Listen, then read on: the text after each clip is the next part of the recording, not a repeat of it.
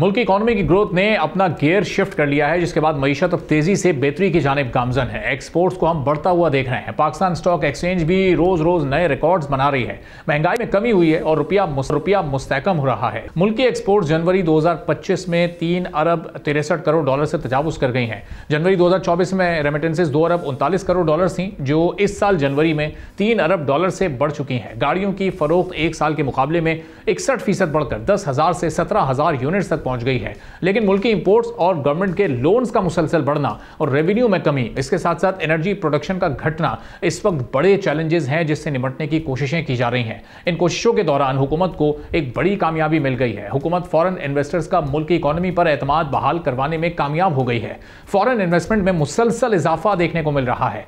State bank of Pakistan के numbers के मुताबिक पाकिस्तान सिर्फ जनवरी 2025 में 19 करोड़ 40 लाख डॉलर की नेट फॉरेन डायरेक्ट इन्वेस्टमेंट हासिल करने में कामयाब हो गया है।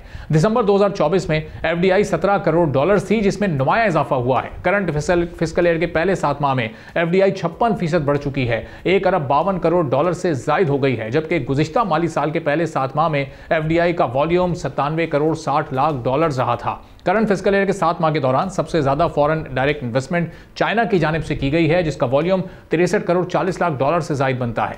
इस वक्त मुल्क की पावर सेक्टर में फॉरेन इन्वेस्टर्स का इंटरेस्ट ज्यादा नजर आ रहा है। पावर सेक्टर में 55 करोड़ 10 लाख डॉलर की इन्वेस्टमेंट की गई है।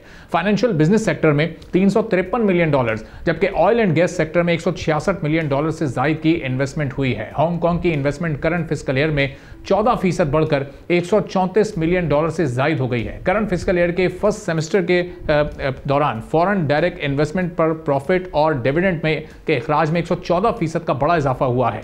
फिस्कल ईयर 2024 के दौरान जो फॉरेन एक्सचेंज रिजर्व था उसको बचाने के लिए मुनाफे के अखराज को महदूद कर दिया गया था। स्टेट बैंक के नंबर्स के मुताबिक माली साल 2025 के दौरान फॉरेन इन्वेस्टमेंट पर प्रॉफिट और डिविडेंड बढ़कर 1 अरब 21 करोड़ 50 लाख डॉलर तक पहुंच गया है, जिसका वॉल्यूम गुज़िश्ता माली साल की इसी मुद्दत के दौरान सिर्फ 56 करोड़ 80 लाख डॉलर रहा था। इकोनॉमी के एक्सपर्ट्स के मुताबिक अनलिमिटेड प्रॉफिट का अखराज फॉरेन इन्वेस्टर्स का एतमाद बहाल करेगा और वो दोबारा पाकिस्तान में इन्वेस्टमेंट को तरजीह देंगे।